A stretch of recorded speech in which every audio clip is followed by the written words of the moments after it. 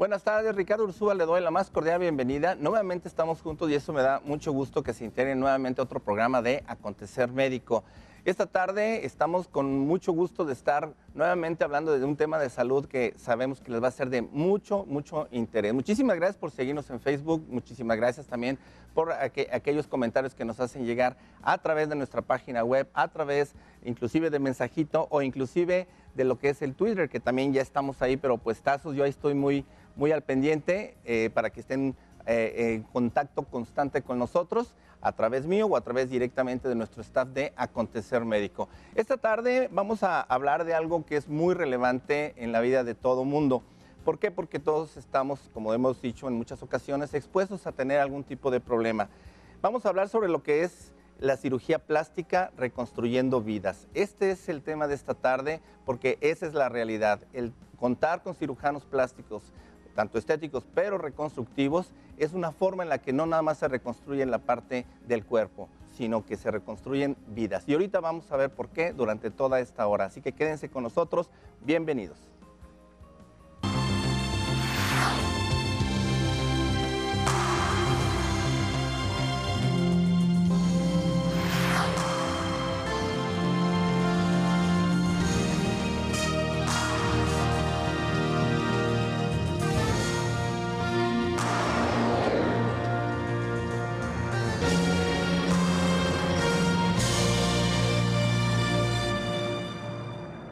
Nuevamente, buenas tardes y qué gusto que nos acompañan. Bueno, hablábamos precisamente que la cirugía plástica reconstructiva, que es la cirugía plástica estética y reconstructiva, pero esta tarde específicamente me quiero referir a la reconstructiva como una especialidad médica que va a ayudar muchísimo a volverle esa normalidad, tanto en la cuestión funcional como anatómica, a cuerpos que por alguna causa han tenido algún problema o algún trastorno.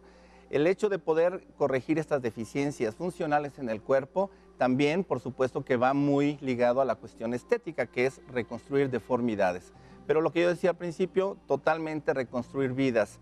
Esta tarde me da muchísimo gusto tener a dos grandes líderes con una gran calidad humana y sobre todo una gran capacidad profesional del Instituto Jalisciense de Cirugía Plástica y Reconstructiva de aquí de Jalisco, por supuesto, del doctor Guerrero Santos, donde tenemos justamente a la doctora Celina Kishi, ya bien conocida aquí, ¿no? Ya todo mundo te saluda, doctora, ¿no? Bienvenida, doctora. Muchas gracias, doctora es un privilegio, Celina. la verdad que al contrario. es un gusto con este equipo maravilloso. Eso sí. Realmente un privilegio para mí, muchísimas gracias. Qué bueno y me da mucho gusto. Bueno, y tú como jefa de investigación y además presidenta del Grupo DAR, al que queremos tanto, que ya no puedo ir a las reuniones porque son los jueves y yo tengo que irme aquí al programa. Entonces, pero bueno, lo puedes poner el miércoles. Claro. No, pero un gran gusto. Y por supuesto que también me da mucho orgullo el que haya aceptado nuestra invitación esta tarde, el doctor Víctor Ledesma, un gran amigo, doctor, ya desde hace mucho que quería que estuviéramos aquí, que estuvieras con nosotros en este programa. Y bueno, tú estás a cargo de un programa que a mí me fascina, que es en los niños y que ya hemos hecho algunas cosas ya en conjunto, pero qué padre, ¿no? El hecho de que coordines este programa de labio y paladar hendido. Pues muchas gracias por tu amable invitación, Ricardo. Es un honor estar aquí participando en este programa. Pues que tiene importancia fundamental, ¿no? Que es difundir la cultura médica, ¿no? Exactamente. Y pues nos sentimos muy contentos ambos. Lo digo también por Celina. Sí. Perfecto. Y aquí estamos listos. Yo, Gracias. Ok. Bueno, pues hay una cuestión interesante. Podemos hablar el hecho de que normalmente lo que más se le da difusión, lo que se ha convertido, la verdad, en un gran negocio médico es justamente la cirugía estética. Está bien porque, bueno, es una parte en la que uno busca, pues, superar las deformidades que trae uno, bueno, más bien las cuestiones de mejora en el aspecto. Pero aquí vamos más allá. El cirujano plástico reconstructivo para mí requiere y requería de una atención especial, doctores, porque sabemos que aquí en este caso va la vida del paciente, va la calidad de vida también y al final, pues por supuesto que también va la estética y la aceptación ante la sociedad. En este sentido, ¿cómo podríamos definir o cómo podrían ustedes dividir, doctora, entre lo que es la estética y la reconstructiva? Fíjate que finalmente yo creo que la cirugía plástica y reconstructiva es una sola. Claro. ¿Sí? El cirujano reconstructivo busca la estética. Por supuesto. Entonces, no se divorcian. No se divorcian, es lo mismo. ¿sí? Ajá. Plástico es que significa moldear. Entonces, el cirujano plástico moldea para recuperar pues su funcionamiento, su estética de aquellos pacientes que tienen algún problema. Por supuesto, aunque en este sentido a veces se ha desconocido mucho es que hay otro tipo de situaciones en donde se piensa simplemente en una cuestión médica, ¿no? Me refiero en el sentido de que no se le da un tratamiento pronto, no se sabe que se puede inclusive hacer ese tipo de reconstrucciones, hablando por ejemplo en el caso del labio y paladar hendido, doctor. Sí, perfecto. Sí, el labio y paladar hendido pues es una patología que se presenta con mucha frecuencia en nuestro medio. Hablamos que 1 de cada 800 niños mexicanos va a tener este problema. Mucho. Es muy, muy, muy frecuente. Y además que, gracias a Dios, pues es una patología que se puede recuperar más o menos en más del 95%. O sea que, afortunadamente, nuestros niños tratados, al final de cuentas, no solo les va a funcionar bien su nariz, su audición, su forma de hablar, sino que con mucha frecuencia van a tener una apariencia estética muy agradable. Claro. Porque al final de cuentas es lo que queremos. Todos los papás queremos que nuestros hijos se vean bonitos, ¿no? Por supuesto. Indistintamente aceptados, que tengan pues su autoconfianza, su seguridad en sí mismos, en su apariencia. Y esto es muy importante pues para la cirugía del labio hendido, ¿no? Exacto. Aquí en ese sentido, bueno, la cirugía estética podríamos decir que también ha crecido mucho, ¿no? La estética, que ahora también ya le han agregado la cuestión cosmetológica, y que bueno, se va un poquito más el verse guapo, sin arrugas, sin el abdomen, con boobies más grandes, o al revés, quitarse cuando tienen demasiado, en fin. Pero aquí en este caso estamos hablando de cuestiones básicas y que se deben de abordar a tiempo, doctora. Estamos hablando, por ejemplo, de una reconstrucción de mama, que a veces la persona se niega inclusive que se le extirpen sus senos porque se piensa que va a estar mutilada. O en el caso del labio y paladar hendido, doctor, pues en el sentido de que por desconocimiento, pues el niño pasa y crece ya con muchísimos problemas. En este sentido, el primer consejo, doctora, ¿qué hay que hacer para abordar todo esto de una manera mucho más, digamos, conscientes, ¿no? Pues yo creo que lo primero que tenemos que trabajar es educación para la salud. Correcto. El que las mujeres se autoexploren, se revisen, sepan que existe la posibilidad, 1 de cada 8 mujeres puede presentar cáncer de mama a lo largo de su vida. Entonces, es un problema creciente. No tenemos la alerta sanitaria, es decir, hay mucha información, pero no que podamos aterrizar. Claro. Yo creo que los consejos que se puede dar como médico es que la paciente se autoexplore, ¿sí? Que vaya con su médico cuando tiene alguna duda. Exacto.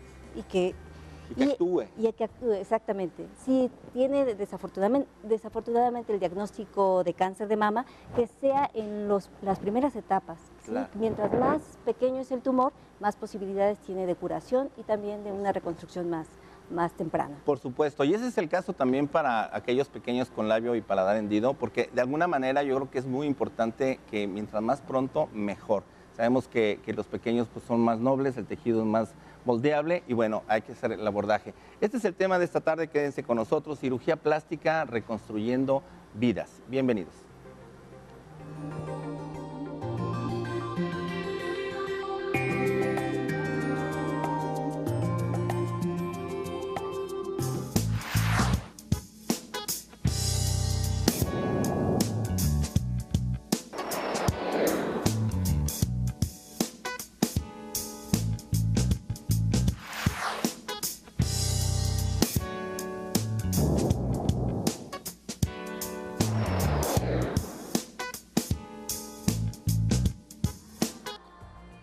Bueno, pues estamos de regreso y les comento que la cirugía reconstructiva o reparadora es una de las grandes áreas de la cirugía plástica.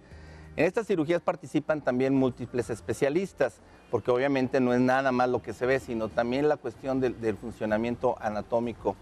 Y esto hace que este equipo multidisciplinario lo pueden componer cirujanos plásticos, por supuesto, otorrinolaringólogos, cirujanos maxilofaciales o odontólogos especializados en esta área, oftalmólogos que en ocasiones también requieren de hacer algunos acomodos en lo que es el ojo, urólogos, traumatólogos, ortopedistas, ginecólogos, pero también posteriormente viene esa parte de rehabilitación que también es complementaria y que muchas veces ya no se llega a eso. Entonces todo es necesario y es por ello que son programas muy complejos y muy bien estructurados pero que también, como decías, doctora Kishi, se necesita mucho crear esa cultura de que no ha terminado ahí, de que tienen que volver y tienen que terminar hasta que este pequeño, en este caso, de los niños con labio y paladar hendido, tengan, por supuesto, ya correcta su habla, etcétera, etcétera. Sí. Y hablando de esto, por ejemplo, un niño con labio y paladar hendido, doctor, tiene problemas principalmente de cuáles? Obviamente comida y también del habla, ¿no? Sí, por suerte la deformidad tiene varios grados. El más pequeño es cuando el labio se encuentra parcialmente afectado. Correcto.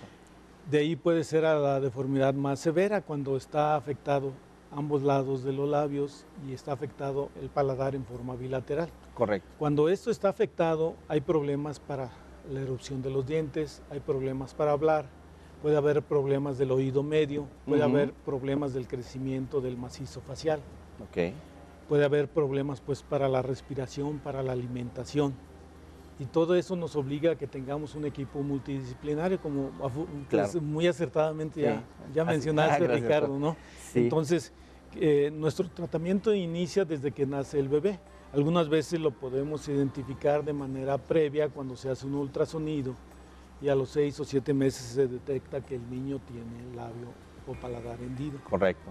Entonces, inicialmente pues hay que alimentar bien al bebé. Si el bebé tiene paladar hendido, hay que colocarle una placa que le separe la cavidad de la boca de la nariz para que el bebé se pueda alimentar adecuadamente. Después de ese tiempo, generalmente lo operamos a los 3 meses del labio. Eso se llama queiloplastía. Es la reparación del labio que incluye el labio, la nariz y el paladar primario, o sea, la porción más anterior del paladar. Y habitualmente lo volvemos a operar cuando tiene 18 meses que cerramos el paladar.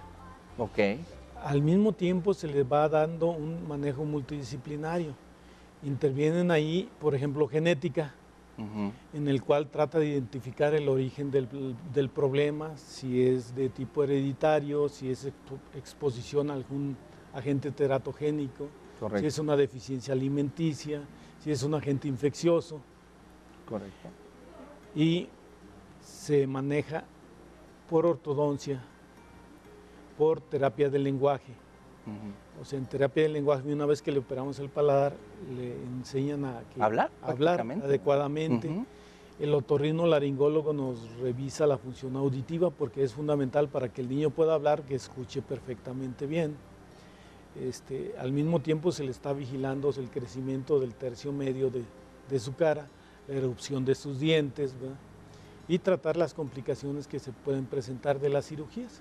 Correcto. Doctora, por ejemplo, en el caso del biberón, por decir algo, anteriormente era un problema porque, bueno, escurre la leche y toda esta situación.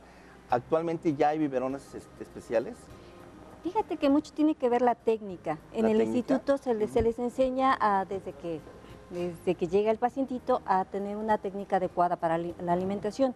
El pacientito debe de estar en semifowler, debe estar más sentadito. Sentado más bien. ¿Sí?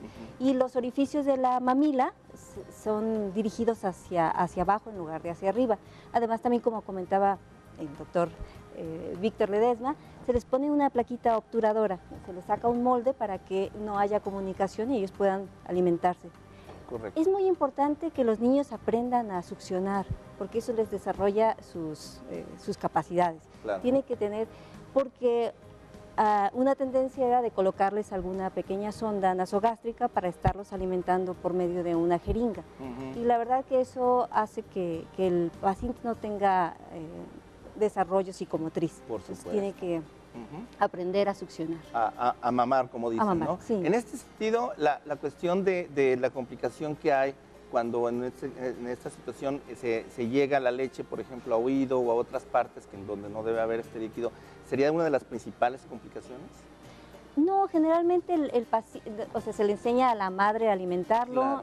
Claro. Y la prótesis, más la prótesis. Sí, más la prótesis. No, es raro, no es lo frecuente, pues. Ya no. Correcto. Doctor, y en este sentido, la cirugía, ¿cuál sería lo recomendable? Bueno, hay un punto interesante que todavía a la fecha, pues todo el mundo lo conoce como labio leporino, ¿no? Sí, así es. Aunque ahora ya se le denomina de esta forma, labio y paladar hendido. Pero como, por ejemplo, ya los padres que obviamente reciben al pequeño, ¿En qué edad ya es importante que se los lleven? Bueno, inmediatamente después del nacimiento. Inmediatamente ya. ¿Por qué razón? Porque necesitamos, como dijo la doctora Celina, enseñarlos a alimentarse. Claro. Ponerles su placa obturatriz o incluso pues enviarlo a que hay mamilas especiales y que se pueden utilizar, que generalmente nosotros no lo utilizamos ahí en el instituto porque tenemos un equipo pues de ortodoncia y de prostodoncia que nos puede facilitar todo este tipo de problemas. Okay. Y sobre todo lo más importante que debe de conocer la gente, que es gratis la atención. Eso es bien importante. Eso es fundamental, o sea, la atención de los niños con labio y paladar hendido en todas sus condiciones en el instituto, todo el servicio es gratis. Solo llegan a pagar, no sé, pequeñas cantidades de dinero cuando el paciente requiere, pues no sé, manejo especial de los dientes o si nos llega ya con una retracción del tercio medio y que nosotros necesitamos avanzarle su tercio medio, sí necesita pagar las placas de titanio. Okay. Pero aún así, estas placas pueden ser pagadas por nuestro patronato.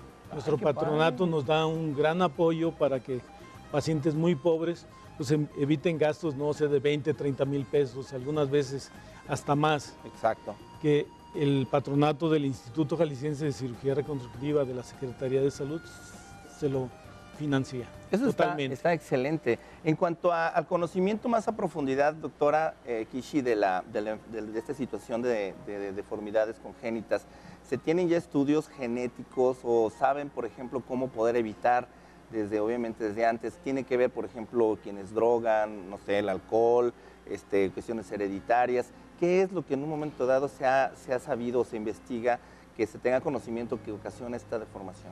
Fíjate que la gran mayoría de los pacientes con labio y paladar hendido se asocia a factores ambientales, más que a factores... Sí, es un pequeño porcentaje el que es sindromático, es decir, que está asociado a algunas otras patologías. Y entre las cosas ambientales es la alimentación. La paciente que no tiene buena alimentación, buen cuidado prenatal, no está preparada, no tiene... no ingiere ácido fólico en los primeros meses o previo a su embarazo, tiene más probabilidad de tener alguna alteración en el desarrollo del producto, del feto. Ok, entonces este es un punto interesante.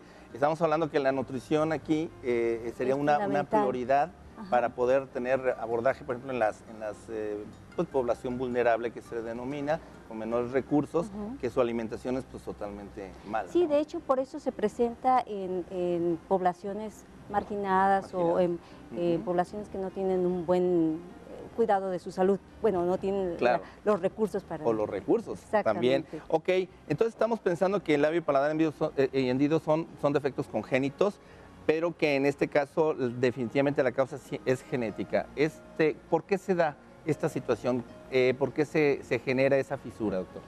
Bueno, el defecto anatómico consiste que normalmente hay una unión entre la porción media del labio con la porción lateral y la base de la nariz.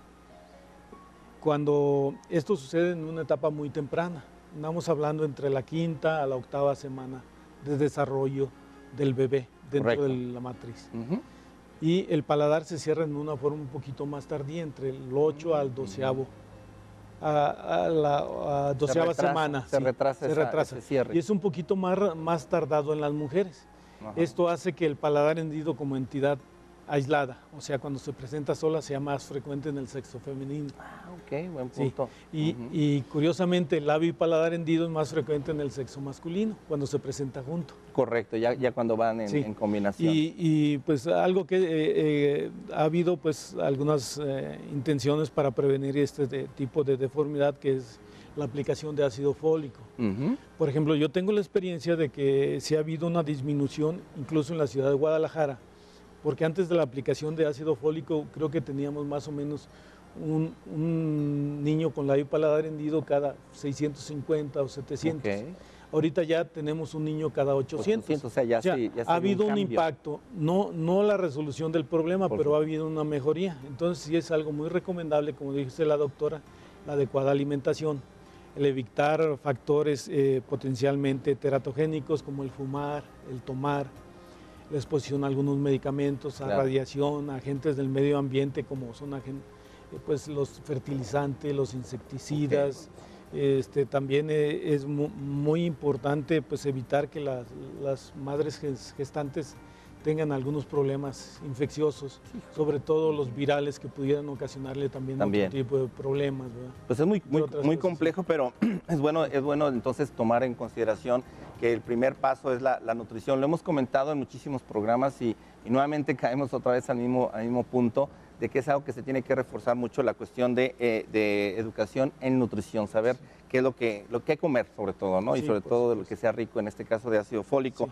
En el caso del labio paladar hendido, vamos ahorita al corte, pero vamos a ver que afecta la apariencia de la cara, por supuesto, ocasiona problemas con la alimentación y el habla, y también crea frecuentemente problemas de oído. Y en este caso también existen algunos factores de riesgo, que obviamente por eso hay que ir inmediatamente. En este caso se comunica al Instituto Jalisciense de Cirugía Reconstructiva, van a estar los teléfonos ahí saliendo, inclusive pusimos ahí sus extensiones, doctores, para que se contacten directamente o llámenos al 3719-9763. Vamos al corte.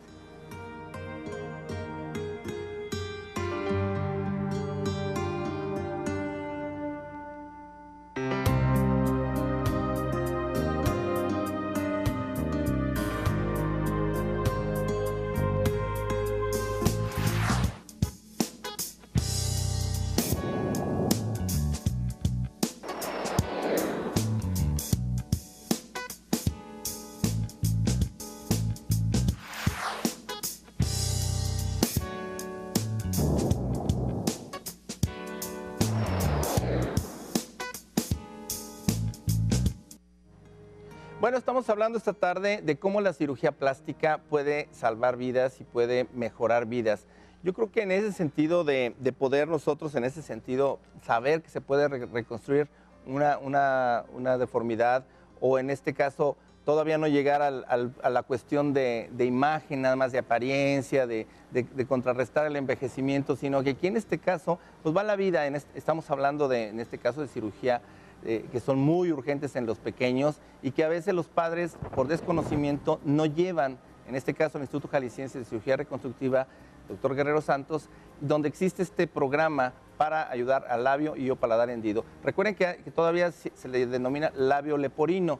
Esto es algo muy frecuente y hemos estado viendo. Hay unas complicaciones bien interesantes porque para empezar el niño va a tener muchos problemas para aumentar de peso, obviamente estar nutrido, va a tener problemas con la alimentación, el flujo de leche, que también en ese sentido pues le tendrán que hacer algunas situaciones de inmediato, un abordaje para que pueda comer, algo tan básico en los pequeños, el retardo por supuesto como consecuencia en su crecimiento y infecciones repetitivas del oído, pero también algo interesante es que no van a aprender a hablar hasta que realmente puedan tener toda su anatomía ya corregida. Por eso es muy importante que vayan y ustedes en cuanto tengan a este pequeño, estábamos comentando, es muy importante que asista al Instituto Jalisciense de Cirugía Reconstructiva. El programa es gratuito, estamos viendo que es algo muy importante, que acudan de inmediato y que no lo descalifiquemos. Yo, ahora sí que me da culpa, estaba yo comentando ahorita en el corte, digo, ¿y qué están igual que el seguro y todos que así vengan dentro de 8 meses y a ver si en 10 años le podemos hacer una cirugía o pónganse la fila, ¿no? Entonces, en este caso, me da muchísimo gusto el saber que de hecho esta es la base piramidal por el cual fue instituido el Instituto Jalisciense de Cirugía Reconstructiva, que yo no lo sabía, doctor Ledesma. Entonces, qué interesante. Entonces, quiere decir que en este sentido están abocados prácticamente a esta parte, en una buena proporción. Sí, el programa prioritario del instituto es cirugía de labio paladar hendido y cirugía craneofacial. Es lo que soporta y tienen prioridad obviamente los bebés sobre el resto de los pacientes. Ok. Hay fundaciones, doctora, que también ayudan con prótesis. Está, por ejemplo, Operation Smile, que sabemos que también les ayuda. Yo soy medio enemigo de los días a veces me dicen, no, va a haber la jornada y una semana y todo, pero luego pasa un año a veces y ya no vuelvo a saber de ellos. En ese sentido, ¿cómo es esa sinergia con Operation Smile? Fíjate que muy interesante lo que comentábamos de que el instituto nace, la vocación del instituto es labio y paladar hendido. Ok. ¿Sí? Y bueno, Operación Sonrisa, Operation Smile, se ha sumado a este proyecto y lo interesante es que deja recursos. Viene gente muy capacitada a apoyar. Nosotros somos un hospital escuela, ¿sí? Tenemos residentes, tenemos cirujanos plásticos en formación, ¿sí? A ellos se les capacita para que en sus países, porque la gran mayoría son extranjeros, tengan la capacidad de solucionar estos problemas, ¿no? Ayuden a los niños con labio y paladar hendido. Operación Sonrisa apoya, bueno, dando capacitación y en muchas ocasiones dando recursos, ¿sí?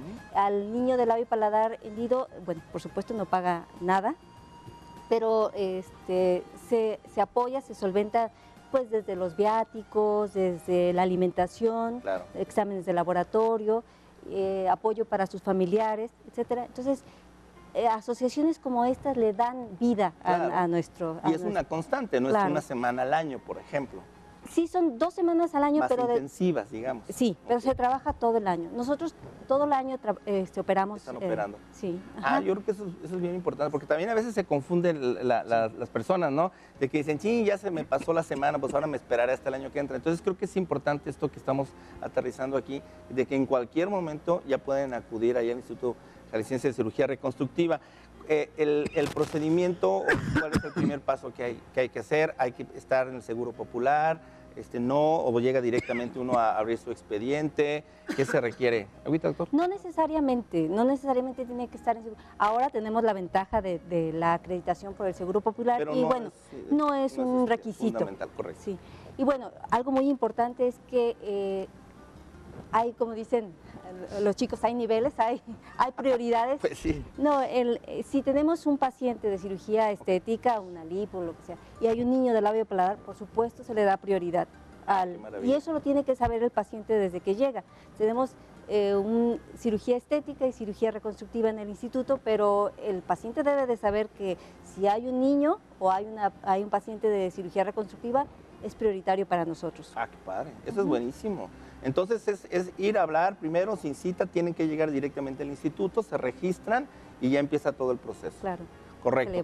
Una vez que se pasa a lo administrativo, doctor, ¿qué es lo primero que van a hacerle a ese pequeño? ¿Qué tipo de intervención? Bueno, lo primero es una consulta.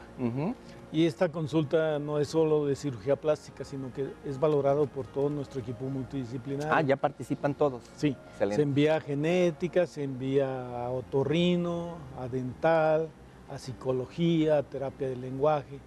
Okay. Y una vez que tenemos ya el diagnóstico, porque algunos de estos niños no solo van a tener el labio y paladar hendido, pueden tener anomalías del corazón, pueden tener otro tipo de problemas y esto es fundamental que se haga el diagnóstico.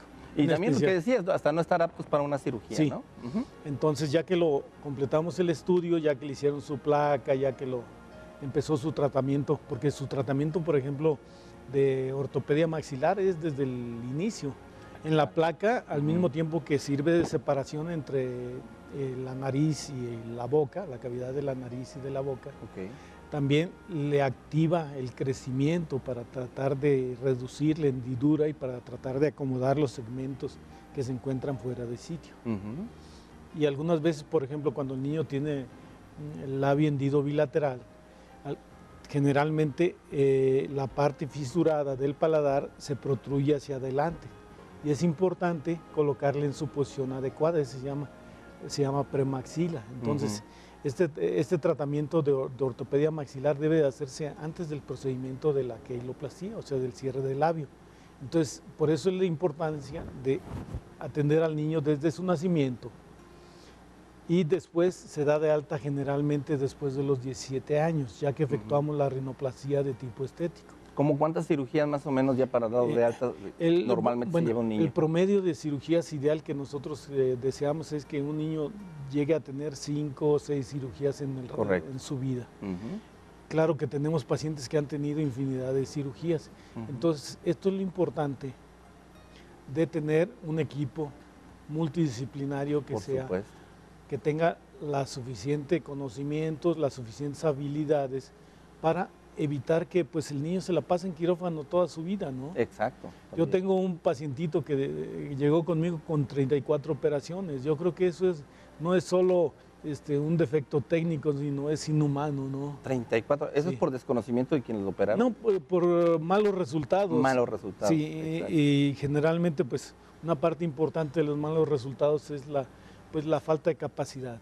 Por supuesto. Sí. O sea, esta cuestión de atender niños con labio y paladar hendido no debe ser una cuestión de bondad y de sentimientos de buena voluntad, sino que deben de tener capacidad de entrenamiento. Sí, la habilidad quirúrgica, ¿no? para que los resultados sean mejores y en menor cantidad de procedimientos quirúrgicos. Sí, además pues no estar, estar con tanto lastimar a los pequeños con 34 cirugías. En fin, vamos al corte, vamos ahorita a hablar de cómo también es muy importante el hecho de acudir y de que ya están en este punto, es hasta que el niño quede bien, que eso se logra, y vamos regresando al corte a hablar de esto.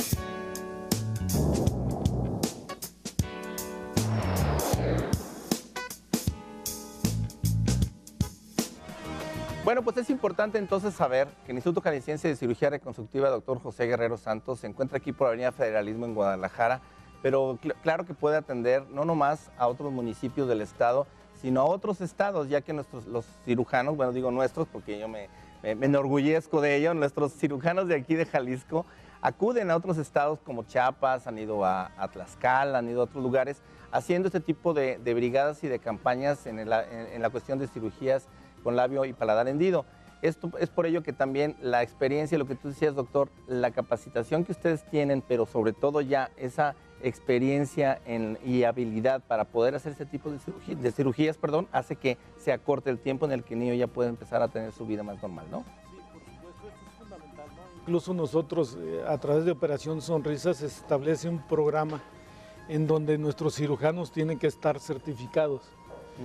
Eso implica que no solo tengan los conocimientos teóricos, sino que lo demuestren con sus resultados. Y nosotros tenemos una vigilancia de los resultados que va obteniendo cada cirujano.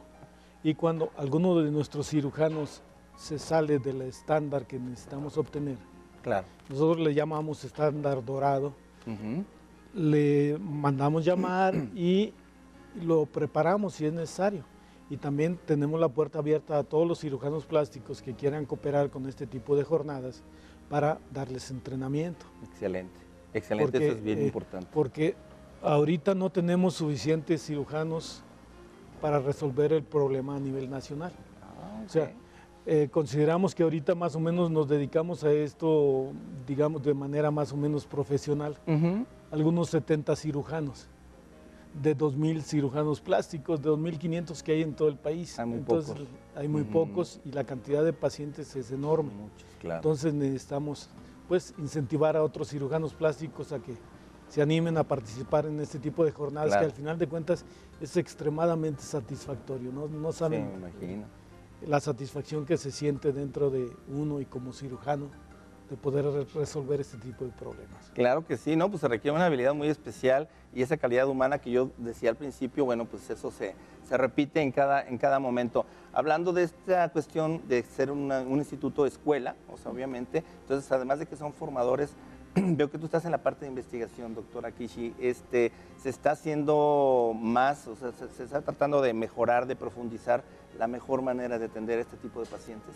Sí, por supuesto, con el equipo del doctor Ledesma se ven nuevos procedimientos, nuevas técnicas, algunos insumos diferentes para poder mejorar los estándares de resultados. Qué importante. Y bueno, y parte de esto es de que lo que hemos comentado de la última vez que estuviste aquí en el programa, acerca de que el cáncer de mama pues no puede esperar, no lo podemos dejar de lado, y quise aprovechar que también en este programa podemos hablar sobre la reconstrucción de mama. Otro punto que a mí también le pongo otra palomita al cirujano plástico reconstructivo, porque de alguna manera sabemos que en ese sentido, a veces, más que el mismo cáncer, muchas mujeres no se quieren atender porque saben que les van a quitar 1 o 2 senos. En este sentido, yo creo que es importante también que platiquemos ese programa.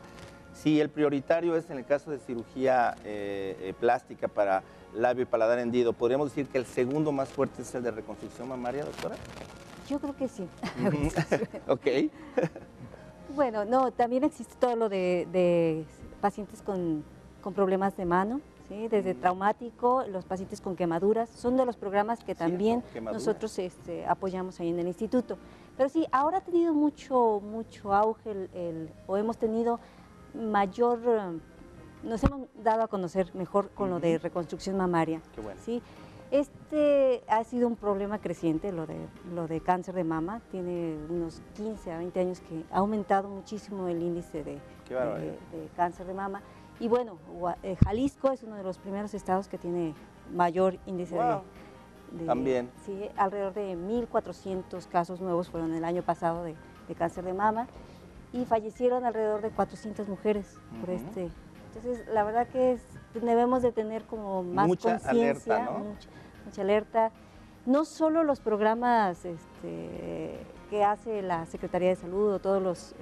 yo creo que el trabajo que haces tú es muy loable, que hace tu equipo, el dar información a la gente que debe de cuidar su salud y que debe revisarse cada mes, ¿no? Por supuesto, y aquí en este caso, por ejemplo, hablar de la reconstrucción mamaria, yo creo que también es como crear una esperanza de vida también, porque podríamos decir que el tener un objetivo tan noble, el saber que al final físicamente van a recuperar su cuerpo, su imagen, también psicológicamente puede ser que enfrenten mejor todo el proceso de tratamiento desde el momento en que se diagnostica un cáncer de mama, ¿no, doctora? Claro que sí, es como una esperanza. Es como sí, ¿verdad? Como esa lucecita al final del camino, ¿no? Sí. Desafortunadamente no hay mucha información. La paciente que ha sufrido o que le diagnostican cáncer de mama pasa por un proceso muy doloroso y el oncólogo o bueno, a veces los médicos no les dan la información necesaria. Sí, la reconstrucción mamaria está dentro de las opciones, pero no les dicen que existen lugares como el Instituto Jalisciense de Cirugía Reconstructiva, donde los costos son mucho menores. Por supuesto. Digo, la reconstrucción mamaria Claro, es importante y además, de hecho, es curioso porque muchos, por ejemplo, no lo hacen porque dicen, no, va a ser muy caro, no tengo el dinero. Y como dices, el desconocimiento de ello hace que no se atiendan. Aquí hay algo que me llama mucho la atención y es el punto de que el no tener la información o que el mismo médico que está en ese momento con esa paciente no le dé esa perspectiva. Porque bueno, tengo entendido y tú ahorita me gustaría que lo comentaras, doctora, cómo se hace la reconstrucción mamaria, pero puede en un momento dado, antes de quitar ese tejido, ¿se puede preservar algo para la reconstrucción posterior o no? Sí, claro que sí. Depende mucho del momento en que se diagnostique. Si el diagnóstico es cuando el tumor es in situ, es muy pequeñito o en un estadio 1 o 2, ¿sí? Cuando el tumor mide menos de 1.5, 2 a lo sumo centímetros, la reconstrucción puede hacerse o en el mismo momento o hacer una cirugía parcial, es decir, se le quita un cuadrante de la mama nada más. Correcto. Entonces, de alguna manera es más fácil reconstruirlas. Claro, ¿sí? claro. Y también nos hace falta mucho comunicación con los oncólogos, porque podríamos trabajar en equipo, es decir, en el momento en que se le diagnostica un cáncer a una paciente, que es una etapa no muy... agradable. Que no está tan avanzada. No muy avanzado. Bueno, entonces podríamos entrar el equipo de cirugía plástica a reconstruirla en el momento. Claro. ¿sí? Esto sería mucho menos traumático para la paciente, el verse mutilada saliendo de la cirugía.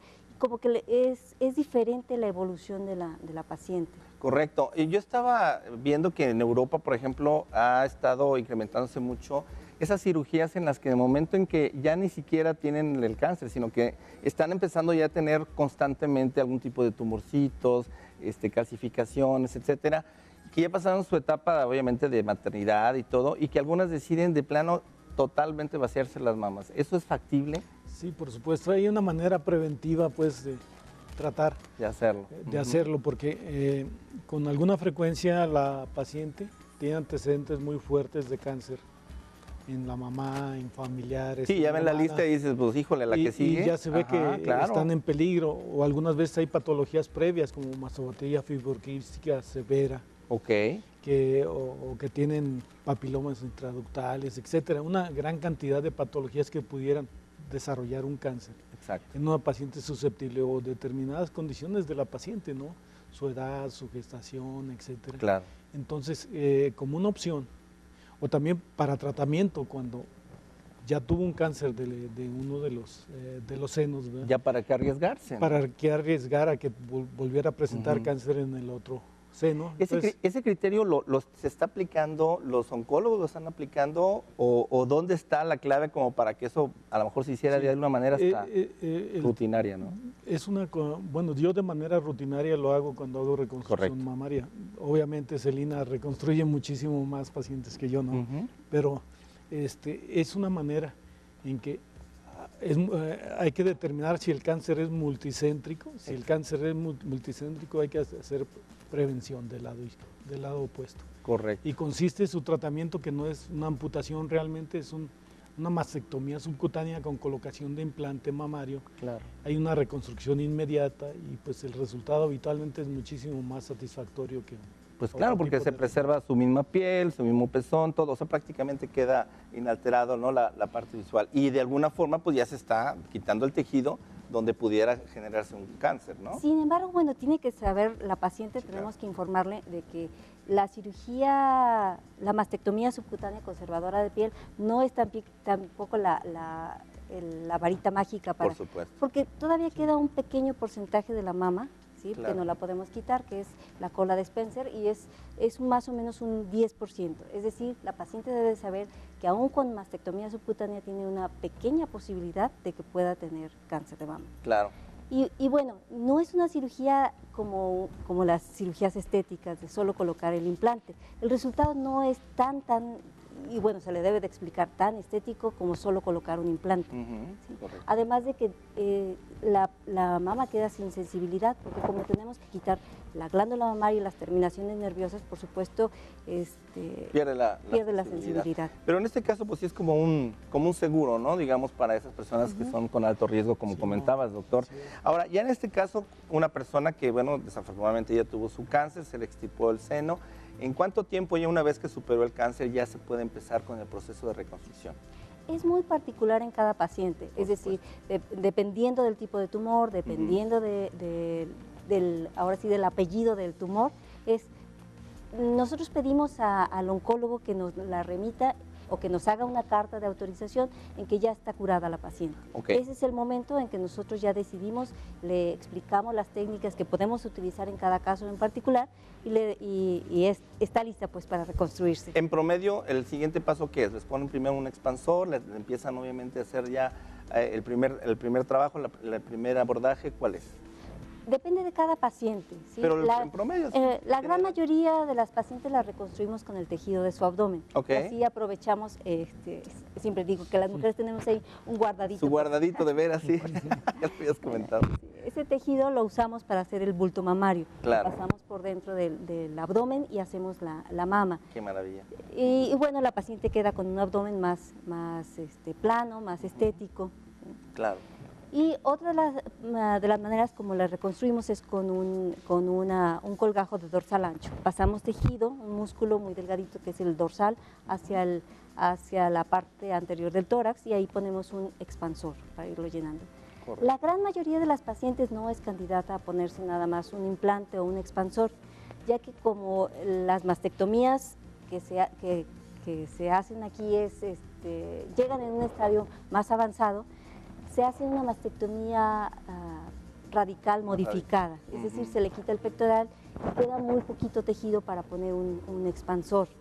Bueno, depende mucho del oncólogo que haya, pero entonces nos disminuye la posibilidad de poner solo un implante o un expansor, porque a la larga el peso del implante, el expansor, hace que se extruya, es decir, se salga con el mismo peso. Correcto.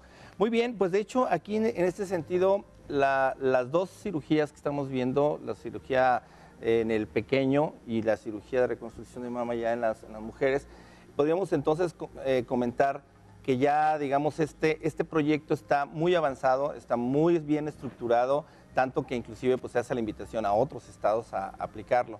Pero ¿qué le faltaría a este programa? ¿Qué le hace falta al Instituto Jalisciense de Cirugía Reconstructiva? ¿Le hace falta más quirófanos? ¿Le hace falta más personal, más plazas? Ahorita que viene un cambio político y todo, creemos que pues, es un buen momento. ¿Qué se le podría pedir en un momento dado al nuevo gobierno? Su lista, su checklist, así, a ver, es lo que quiero. Pero ¿cuál sería, digamos, por prioridades lo que más necesitarían como para que esto, le mando ahí la copia ya al doctor Jaime Agustín? Ajá. Bueno, creo que recursos humanos. De parte mía necesito recursos humanos, necesitamos más cirujanos entrenados en hacer cirugía. O sea, sería importante empezar a capacitar nuevos cirujanos. Sí, ya tenemos capacitados algunos, necesitamos incluirlos en el equipo, que tengan bases, ¿verdad? Necesitamos también nuevos quirófanos que ya se están promoviendo, ¿verdad? Y necesitamos completar algún equipo porque nosotros no solo hacemos cirugía de labio paladar hendido, sino hacemos cirugía craneofacial.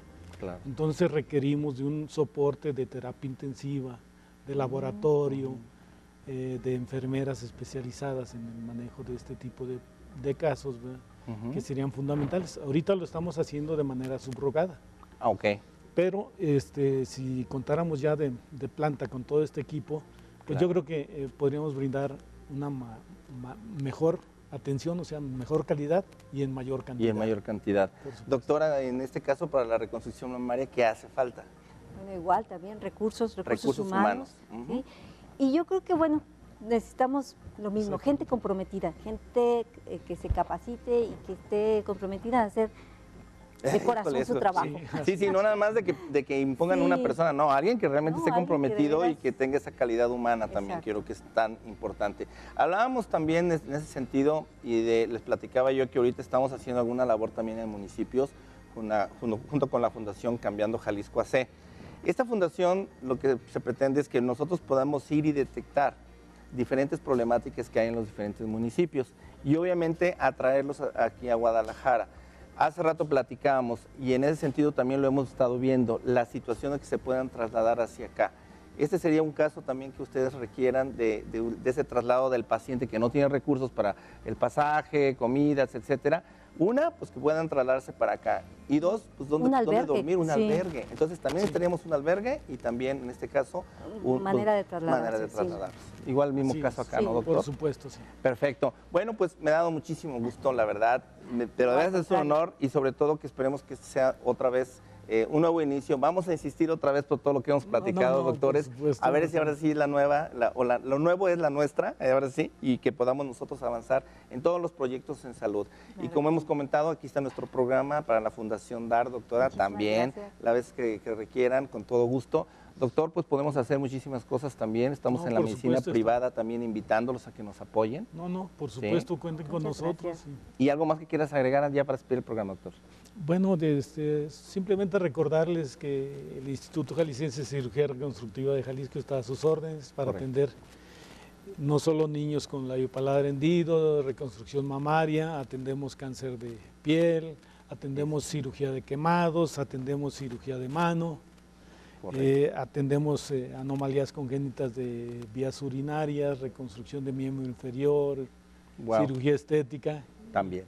Claro. Bueno, pues tendremos que hacer fila ahí, doctora, ya para despedir el programa. Un último comentario. También invitarles que tenemos una asociación civil que se llama DAR, ahora sí el comercial. Claro. Decídete a reconstruirte. Y es una asociación donde reunimos mujeres que han sufrido cáncer de mama. Creo que esta parte es una parte de que las pacientes se conozcan, que no están solas, que pueden comunicar sus experiencias y saber que reconstruirse es tener una esperanza más. Claro, no, y además la verdad sí les recomiendo, son unas reuniones padrísimas, la doctora es un relajo ahí, las trae todas bailando y todo. Yo de plano me salgo porque luego me ponen ahí a hacer cosas que no me gustan, pero bueno, ya por ahí las iremos a visitar también. Entonces, llámenos cualquier duda que tengan acerca de este programa, 3719-9763, tenemos nuestras redes sociales. En fin, vamos a estar al pendiente porque esto no es solo un programa, recuerden que nosotros pasamos de la información a la acción. Y en este caso, y en esta área, y en estas enfermedades o padecimientos, pues también ya tenemos a dos buenos aliados. El doctor Víctor Ledesma, me da muchísimo gusto, muchísimas gracias, doctor. La doctora Celina Kishi también, del Instituto Jalisciense de Cirugía Reconstructiva, doctor José Guerrero Santos. Y yo, Ricardo Ursúa, me despido de ustedes. Dentro de 8 días nos veremos con un tema muy interesante. Vamos a ver el resultado de la brigada que hicimos en Poncitlán, Jalisco. Así que hasta dentro de 8 días, 1:30 de la tarde, aquí los espero. Muchísimas gracias.